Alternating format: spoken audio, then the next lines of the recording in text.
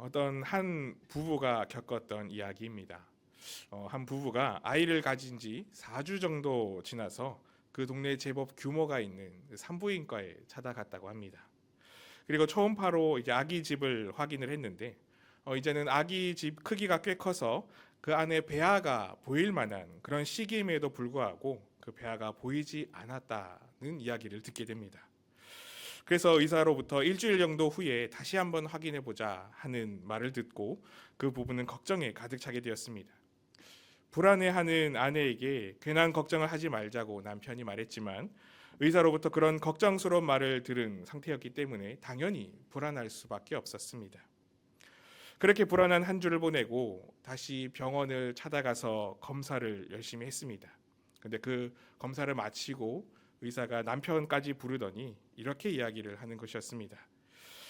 안 좋은 이야기를 해야 하겠습니다. 아기 집은 커졌지만 그 안에 배아가 보이지 않아서 결국 이런 경우에는 자연 유산을 하거나 아기를 지우는 수술을 해야 한다라는 이야기였습니다. 한 주 정도 생각해보고 다음 주에 수술하면 어떻게 했느냐고 말하면서 자신의 말을 믿지 못하는 경우도 있으니 다른 병원도 한번 찾아가 보시라는 그 의사의 이야기를 듣고 나왔습니다. 그 이야기를 들은 부부는 굉장히 힘들고 또 마음이 아픈 상태에서 또 그 사실을 인정하고 싶지 않은 상태에서 다른 병원을 한번 찾아가 봤습니다. 근데 다른 병원을 찾아가 봤더니 거기서 하는 이야기는 이전에 의사가 하는 이야기와 전혀 다른 이야기였습니다. 초음파 검사를 하는데 아기가 잘 있고 또 아기 심장 소리도 잘 들린다는 이야기였습니다. 그 부부는 울면서 정말 아기 심장 소리가 맞는지 그 엄마의 소리가 아닌지 그렇게 물었는데 그 병원에서는 아기가 지극히 정상으로 잘 자라고 있다라는 이야기를 들었습니다. 만약 다른 병원을 찾지 않았으면 그 병원에서는 오진으로 인해 세상에 태어나지 못할 아기였는데 그렇게 다른 병원을 간 덕택에 그 부분은 아기를 유지하게 되었고 이 건강한 아이가 태어날 수 있게 되었다는 이야기였습니다. 아무리 뛰어난 의사도 실수할 수도 있고 진단을 잘못할 수도 있습니다. 그러나 그런 실수가 이렇게 생명을 위협하게 만드는 그런 순간도 있기 때문에 신중하고 제대로 진단을 하는 것이 정말 중요합니다. 그리고 이것은 아마 우리에게도 마찬가지로 적용되는 이야기일 것 같습니다. 늘 우리는 우리의 삶을, 나의 상황을, 특히나 우리의 믿음의 상태를 제대로 바라보고 제대로 진단할 수 있어야 합니다.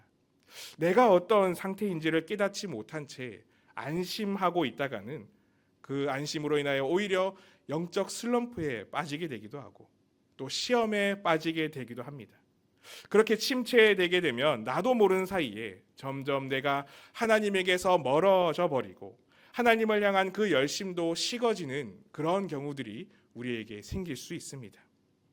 그렇기 때문에 우리는 늘 우리의 믿음을 끊임없이 점검해 나가야 합니다. 지금 나의 신앙의 상태가 어떤 상태인지를 끊임없이 되짚어 보아야 합니다. 일상의 바쁨을 핑계로 또 분주함을 핑계로 내 삶을 돌봐야 한다는 핑계로 그런 생각에 사로잡혀서 이 신앙에 대한 점검을 소홀히 하게 되면 우리는 믿음의 게으름과 믿음의 안일함에 빠지게 되어버리고 말 것입니다. 미처 내가 게을러졌고 또 내가 하나님을 찾지 않는 안일함에 빠졌다는 그 생각을 자각하기도 전에 말입니다. 그리고 또 중요한 것은 그렇게 우리를 제대로 잘 점검해야만 우리가 이런 영적 연약함에 빠졌을 때 그것을 잘 극복해 나아갈 수 있다는 것입니다. 기계나 차를 수리할 때도 보면 무엇이 문제인지에 그 상황 파악이 제대로 되어야, 즉 원인이 무엇인지를 제대로 알아야 그것을 잘 고칠 수가 있습니다. 우리도 지금 나의 영적인 상태를 제대로 진단해야만 우리는 정확한 처방을 받을 수가 있습니다. 제대로 진단 내리지 못하면 우리는 계속해서 우리를 오진하게 됩니다. 괜찮을 것이라고 스스로 그렇게 판단을 내리게 되면 점점 날이 가면 날이 갈수록 그 우리의 믿음은 더욱 식어지고 세상적으로 변질될 수 있습니다. 마치 오늘 요한계시록에서 이 라오디게아 교회에 하셨던 그 말씀처럼 말입니다. 우리가 잘 아는 요한계시록 3장 15절의 말씀에 보면 예수님께서 라오디게아 교회에 대해서 이렇게 말씀하시고 계십니다. 내가 내 행위를 아노니 내가 차지도 아니하고 뜨겁지도 아니하도다. 내가 차든지 뜨겁든지 하기를 원하노라. 차지도 않고 뜨겁지도 않은 그런 미지근한 상태가 되었다고 말씀하십니다. 아마 이 라오디게아 교회는 자신을 진단하는 그것을 게을리하였던 것 같습니다. 끊임없이 자신을 성찰하지 못했습니다. 그래서 처음에 그 뜨거움이 식어가고 있는지를 분별하지 못한 채 그렇게 식어져 버렸습니다. 그리고 그 결과로 그들에 대해 하나님께서 어떻게 할 것이라고 말씀하십니까? 이어지는 16절 말씀에 이렇게 말씀합니다. 내가 이같이 미지근하여 뜨겁지도 아니하고 차지도 아니하니 내 입에서 너를 토하여 버리리라. 너를 토하여 버리겠다고, 뱉어버리겠다고 말씀하십니다. 여기서 토하여 뱉어버린다는 것, 이것은 무엇을 의미합니까? 뜨거워야 하는 음식이 이상하게 미지근하게 되면 비위를 상하게 하고 역겹게 느껴지는 것처럼 삼키지 못하는 그런 신앙이 되어버렸다라는 것을 의미하는 것이지 않겠습니까? 하나님을 향한 그 열심이 식어버리면 우리는 이런 어중간한 상태의 그런 음식과 같아진다는 것입니다. 이렇게 되지 않기 위해서는 우리는 우리를 늘 점검하며 정확한 진단을 받아야만 합니다. 이렇게 진단을 받는 것이 굉장히 중요합니다. 그런데 여기에서 더 중요한 것이 있습니다. 그렇게 진단을 받을 때에 그 진단은 오직 전문가가 해야 한다는 사실입니다. 그 모든 것을 속속들이 알고 있는 전문가의 진단을 받아야지만 제대로 우리의 상황을 파악할 수가 있습니다. 병원에 갈 때에도 우리는 그 분야의 전문가에게 우리 상태를 진단받고 싶어 하지 않습니까? 그래야 잘못된 진단을 내리지 않고 제대로 처방할 수 있기 때문에 그렇습니다. 그렇다면 우리 자신에 대한 전문가는 누구이십니까? 나를 가장 잘 아시고 내 모든 상황을 가장 투명하게 보실 수 있는 분이 누구십니까? 바로 하나님이십니다. 하나님만이 우리의 인생의 전문가가 되십니다. 우리를 지으신 하나님만이 내 모든 부분을 제대로 아시는 분이십니다. 우리의 상태, 우리의 상황, 우리의 마음, 우리의 영적인 그 모든 모습을 포함한 우리의 모든 부분을 온전히 정확하게 하셔서 진단하실 수 있는 분은 오직 하나님밖에 없습니다. 결코 내 스스로는 우리의 상태를 판단 내릴 수가 없습니다. 나의 삶이고 내 마음대로 살아가는 삶이라고 생각하지만 우리에 대한 전문가는 내가 아니라 오직 하나님이십니다. 하나님께서 우리의 주치의가 되어 주십니다. 그렇기 때문에 우리는 하나님 앞에 나아감으로 말미암아 우리의 현재의 영적 상태를 판단받아야 합니다. 구약에서 범죄하였던 다윗도 바로 그런 영적 진단을 받았었습니다. 우리가 잘 아시다시피 다윗은 우리아의 아내 밧세바를 범했습니다. 순간의 욕정을 이기지 못하고 신하의 아내를 취했습니다. 그런데 문제는 그 남편 우리아는 아직 전쟁터에 있는데 다윗으로 인하여 밧세바가 아이를 가지게 되었다는 것이었습니다. 그때 다윗이 어떻게 했습니까? 자신의 그 범죄함을 감추고자 했습니다. 덮을 수 있을 것이라 생각했습니다. 그래서 우리아를 전쟁터에 데려와서 그 아내 밧세바와 밤을 보내도록 합니다. 그러나 다윗의 뜻대로 일이 되지 않자 다윗은 이 범죄를 숨기기 위해 그 충직한 부하 우리아를 가장 극심한 전쟁터에 보내서 죽게 하는 또 다른 범죄까지 저지르게 됩니다. 그런데 이 모습을 보셨던 하나님께서 이 다윗에 대해서 어떻게 진단하셨습니까? 사무엘하 11장 27절 말씀에 이렇게 말씀합니다. 그 장례를 마침에 다윗이 사람을 보내 그를 왕궁으로 데려오니 그가 그의 아내가 되어 그에게 아들을 낳으니라. 다윗이 행한 그 일이 여호와 보시기에 악하였더라. 하나님 보시기에 악한 행동이었음을 진단 내리십니다. 이전에 하나님께 정말 많은 칭찬을 받았던 다윗이었지만 하나님께서는 그 악함에 물들 때 마치 그 뼈를 때리는 것처럼 그렇게 진단을 내리십니다. 그리고 그 진단을 하나님께서 아주 적나라하게 다윗의 마음에 꽂히게 하시고 스스로 고백하게 하십니다.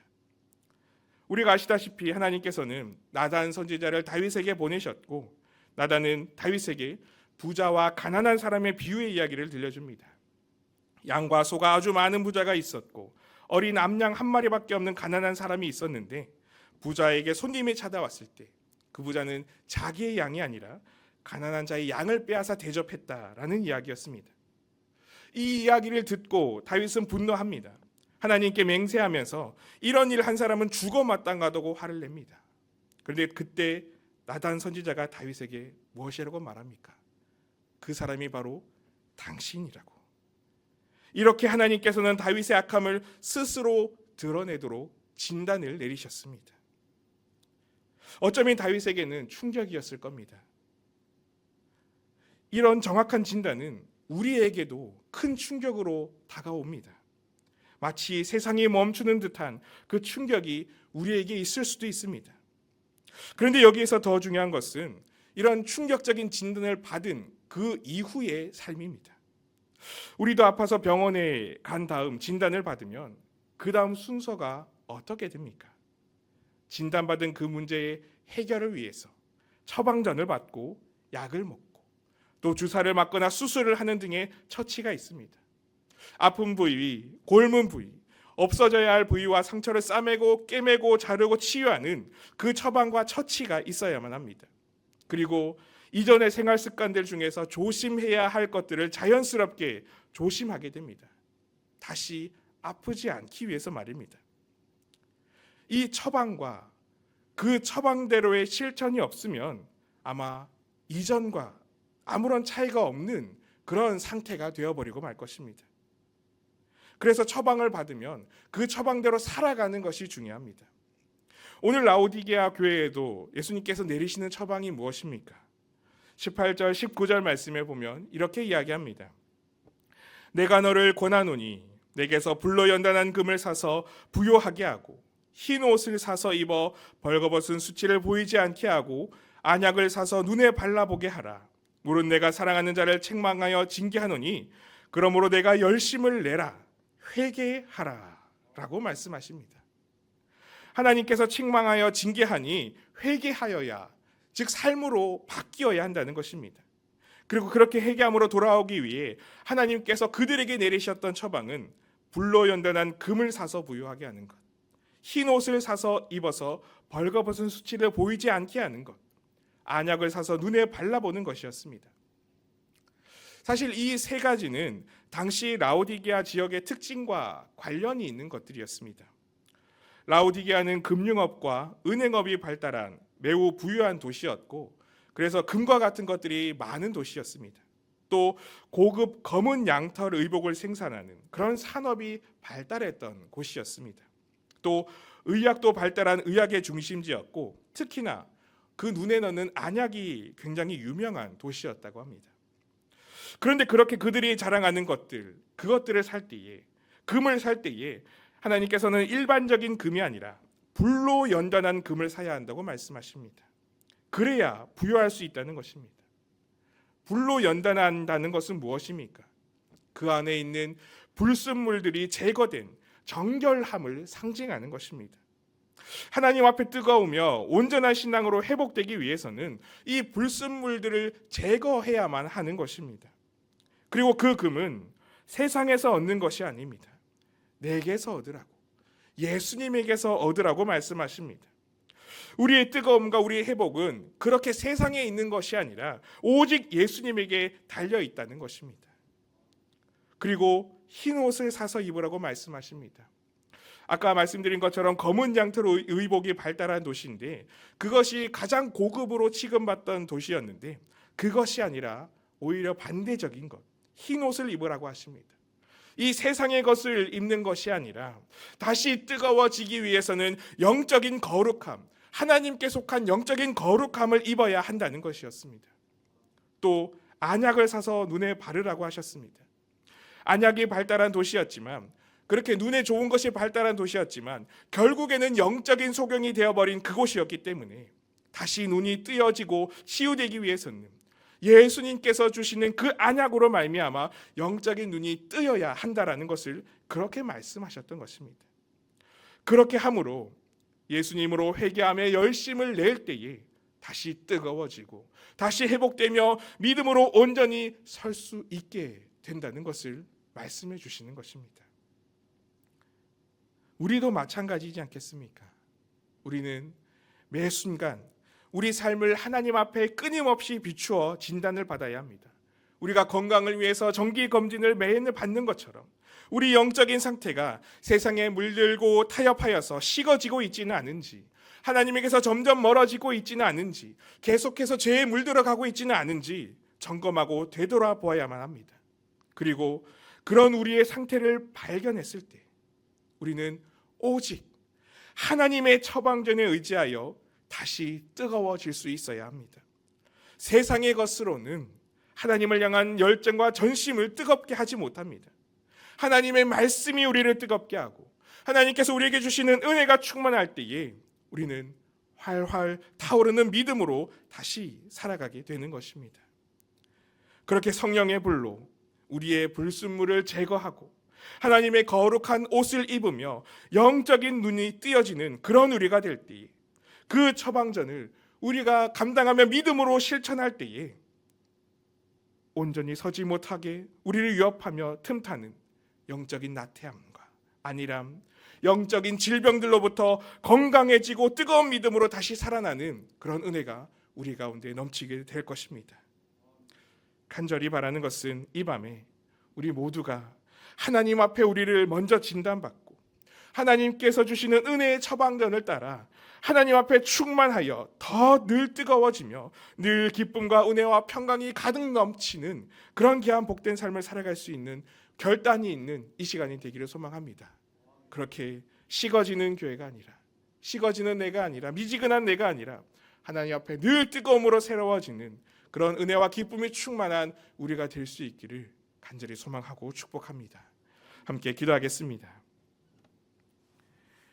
사랑의 하나님 아버지, 오늘 이 밤에도 금요기도회로 모이게 하시고 우리 믿음을 점검하며 다시 뜨거움을 사모하는 그 은혜를 허락하여 주셔서 감사를 드립니다.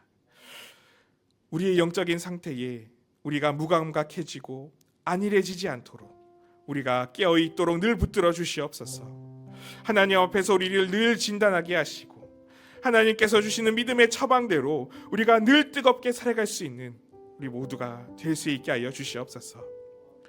오늘도 우리가 여러 가지 기도 제목으로 하나님 앞에 엎드려 간절히 기도하며 나아가고자 합니다. 그 모든 기도의 제목들이 하나도 땅에 떨어지지 않게 하시고 하나님께서 들으시고 응답하시며 참 평안으로 역사하시는 그런 기도의 시간이 되게 하여 주시옵소서. 감사를 드리며 예수님의 이름으로 기도드리옵나이다. 아멘.